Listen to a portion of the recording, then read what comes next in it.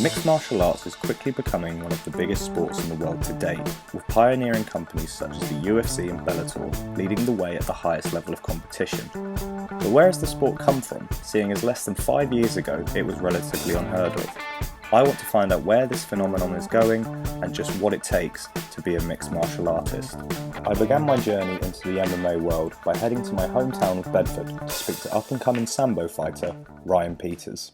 It teaches that patience and teaches you to be calm, you know, under stress, really. Because anyone else would panic there. They'd think, well, I've been here, what do I do here? You know, your brain is not thinking. You're not thinking like you were just walking around in the street. Of course. Yeah, absolutely. And that's why it's so good, mentally, spiritually, as well as physically.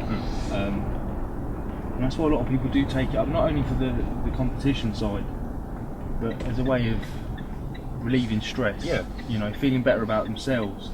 And I think exercise at the same of time, course, isn't it? Absolutely. And it is very much a community at the same time.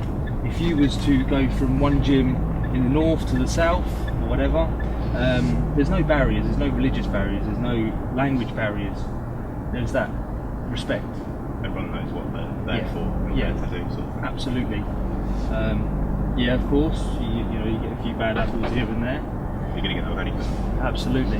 But on the whole,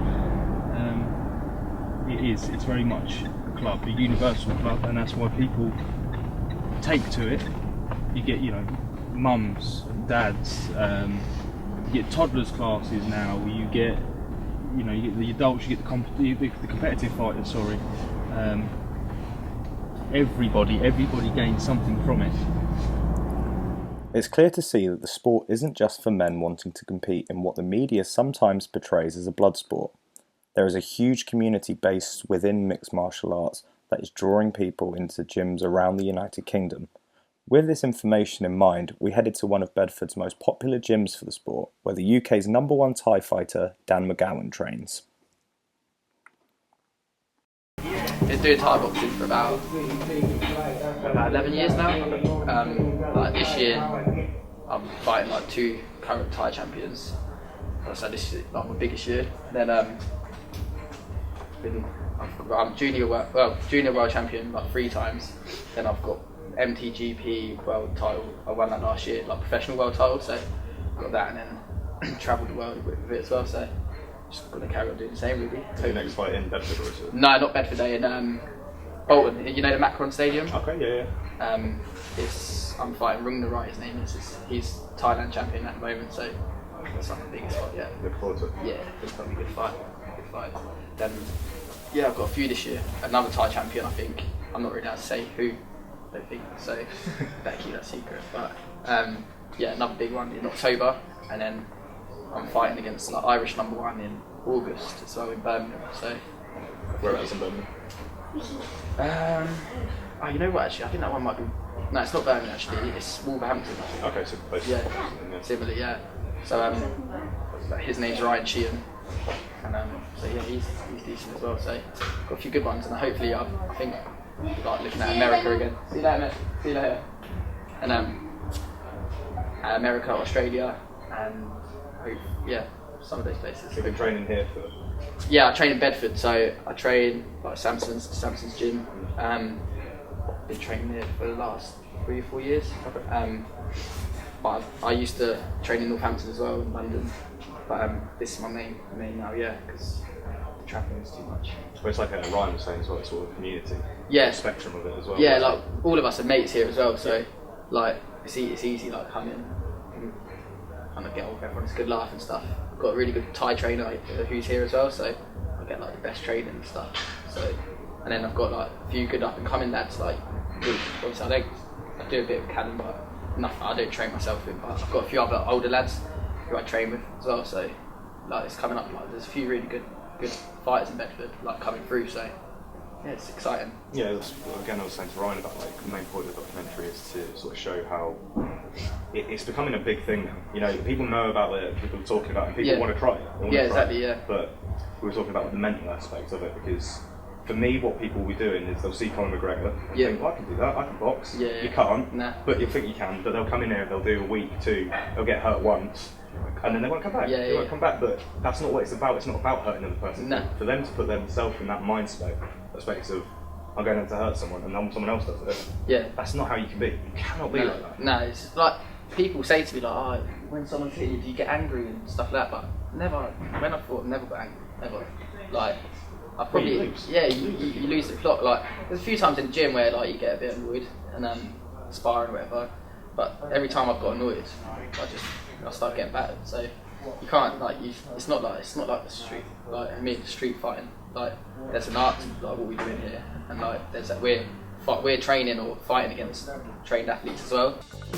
For athletes of the sport like Daniel, the sport has never been about hurting the person you are put across from. There is a huge element of respect between the fighters that is mostly unseen with the big productions such as the UFC. With Daniel having a few big fights coming up, I had to find out what his plan is over the next few years and his dreams related to MMA. A hell of a lot of mental aspect to it as well. Yeah, because like I mean, just speaking to Ryan and saying like how much weight I've got to lose for the next one, and that like it's hard work. And then I'm 20, I'm not even 21 yet, and like there's a few things I've missed out on, like with my mates and stuff like that. But it's just like a sacrifice you've got to take. You don't regret it? Nah, because it makes who I am, yeah. Like after the fights I enjoy my time off and stuff, and I kind of make up for it. But like yeah, this is what I want to do, so that's like if I can get like to my dream like in the next couple of years, like that's What is your dream?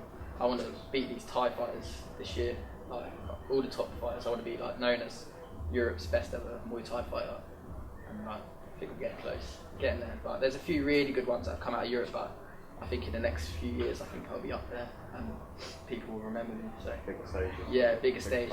I mean this year there's massive stages. I fought in Thailand a lot. I fought in Thailand about 12 times in like Ratchaman Stadium, Lumpini Stadium, which are like it's like the mecca of Thai boxing.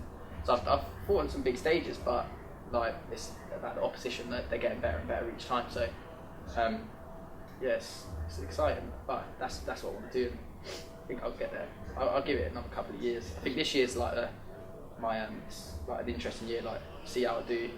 Even if I don't get it this year, I know that I'll keep going. Yeah, I'll chase it. Yeah, I've been knocked down before and I've got up and I've carried on and I've got better each time. Every time I've been knocked down, I've come back and I've done well and I've got better each time. So yeah, knockbacks are like what makes you as well. So yeah, even if this year doesn't kind of I don't get that to the dream, I know that I still will in a couple of years. So yeah, it's a working process. Cheers. So, No, good luck in your next fight. Cheers, mate. Thank you. Daniel is a proven inspiration to the sport and is always pushing himself to become the best he can be. After my brief conversation with Dan, I headed over to the embankment to hear more from Ryan.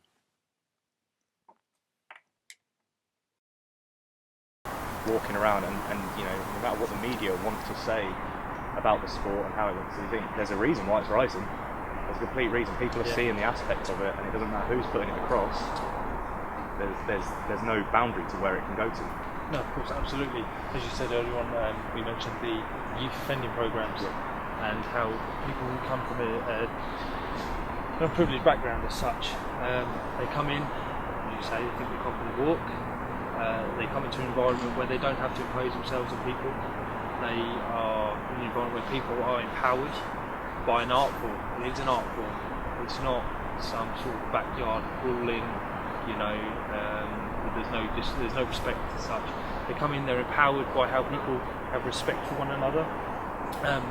They emulate that. So, you know, as far as they emulate the moves, they also emulate the behaviour. They become a part of something, they have a belonging, they have a purpose. So it spreads much further than what you see on the TV, it spreads much further than how people believe it's just one guy punching another guy in the face. It's not that whatsoever. That's what they see. That's what people pay to see, and that's what people take on. They don't realise the work that goes in behind the scenes. They see the tip of the iceberg. Spectacle, Yeah, not exactly. the ethical side Absolutely. of working. Well, you know, they see fights, disrespect one another, but what they don't realise is it's fabricated. It's an industry, you know, it's spectator Got to make driven. money somehow. Absolutely. But afterwards, they always embrace one another. You don't see behind the scenes, you know, in the dressing rooms, away from the lights, where they'll congratulate one another. they'll share a drink, you know, and they'll talk and laugh about it. People don't see that. That doesn't make fights. That doesn't make money. So it's not shown. But that is what happens. That is where the sport holds its true value, in my opinion. There is a lot of good that goes unseen in the MMA world, such as the youth offenders program mentioned by Ryan, that a lot of gyms around the UK are taking to using, with a proven success rate in rehabilitating offenders by putting on the free classes. My time with Ryan was quickly coming to an end as he prepared to move back to his university halls in Wales. However, I had a few more hours with him, so we headed over the next day to see where he first began to learn mixed martial arts. As you can see, it's just a room. There's nothing in it. There's some mirrors over there. It was some laminate floor, and used to get 30, 40 guys and girls in there. There's no ring. There's no ropes. There's no bags. Nothing. But as I've previously mentioned before, you know, some friends of mine. One of them just won a British title at the O2 Arena. One of them just won an East Area title. And another one of them an English title, and they all train here. It's bare minimum, bare basics, and it's all about the people you train with, you know, the guys and girls you go in with who put everything in, and they try and help one another and push each other, and it becomes a family. You know, it's not about beating each other up, or it's not about proving you're the best or imposing your will on one another. If somebody's lacking somewhere, you help them, you know, and it should be like that in life, and you take that outside of the gym. You try and help people, so it's not just the experience inside there. As you said, you learn things that you take with you for the rest of your life, and you learn humility, you learn respect, and you learn to do the best you can with whatever you have, whatever bare minimum you have. You don't need the big fancy lights, you don't need the experience as it is, you know, you don't need to feel like a world champion to push yourself like a world champion. It's not about that. There's no red carpet, there's no, you know, bright lights. How old were you when you were coming up here? I think my boxing gym moved here when I was about 19. Before that I was at another one over East Cots Road, which unfortunately has been knocked down now, and it's been built upon. But yeah, down there again, that was very much there. We had bags, we had a ring there. It was spit and sawdust. But you got a great little gym. Yeah, fantastic gym. It's about the coaches, you know. It's about the people who are teaching you, because not only they teach you, you know, to evade a punch or a takedown or whatever else, they're teaching you a way to think, a way to center yourself, a way to conduct yourself, which you take further than the fight game. Yeah, I was going to ask, is there anything from sort of like here or the other place that you've really honed into? I mean, you're speaking about like sort of adapting that, and that's the way life should be. I mean, that's one point. Is that sort of a main area you've taken, or is there other things, like thousands upon thousands that you've taken? There's many little things that you take, you know. You learn just things that everybody talks about every single day, but they don't necessarily practice. You know, when it gets tough, you think about somebody else, and it becomes quite trivial when people say it, but as I said, not many people practice it. You know, when things get hard in there and you can't breathe, and you know, you can attribute that to somebody who's got to go out every single day and feel stuck in their job, and they don't feel like they can breathe, but they do it time and time again because it's that strength of character. They know they must. You kind of have to, yeah. Yeah, you know, it's building that character, it's building a bit of inner strength, and you become. It builds morals as well, integrity. It's not just, I'm not saying you walk in there amoral and you come out this moral, you know, super being. The compass, yeah. But yeah, you know, it's not about that. But you go in there and you learn hardship, and you learn respect, and you learn to graft, and it just becomes a part of you, and you naturally start to do it on the outside. And I know sometimes you have parents come in and check it out, and they see the surface and they see the bare bones, and they see, you know, sweaty guys and girls knocking 10 shades or whatever out of one another. But that's often when the coach takes them aside and says, look, it's not about that. You know, if you just sit in and just watch for a little bit longer, and you see how they all interact when there's a water break. You know, you've got 30 seconds for a water break, and all of a sudden you go from sparring with the guy who's in front of you to bantering and having a laugh, and do you know what I mean? You're helping him get his gloves on, and because he's rushing. It's a lot of humility. Yeah, you know, so and if a guy's got a fight coming up, you do everything you can. You get up at 6 in the morning, 5 in the morning, you go and run with him. You do what you can to help everybody, not just your stable mates, but everybody. I suppose in a way as well, as you're doing that, obviously that's going to give them a huge boost, but for yourself it's a huge boost because you're sort of thinking, I'm helping this person, you know, and you never know. Let's just say, for example, out of the blue, he knows the best kick you could ever do, and you need that, let's say, for example, and he might think, oh, you know, that guy trained with me, ran with me at 5 in the morning, wherever the hell it was, and then he teaches you that, and you think, well, I've learned something from that, I've gained something, and I didn't have to pay for it. Yeah, absolutely. I didn't have to pay a fee for it. You become, as you say, as you touch upon, you become a well-rounded individual, because not only do you give, but by giving you receive something. You're not asking to receive something, but people help, because everybody's giving, and they're not just taking. All of a sudden everybody is receiving. It's a byproduct, you know, and it's absolutely that. Everybody grows, everybody learns, everybody feels accepted.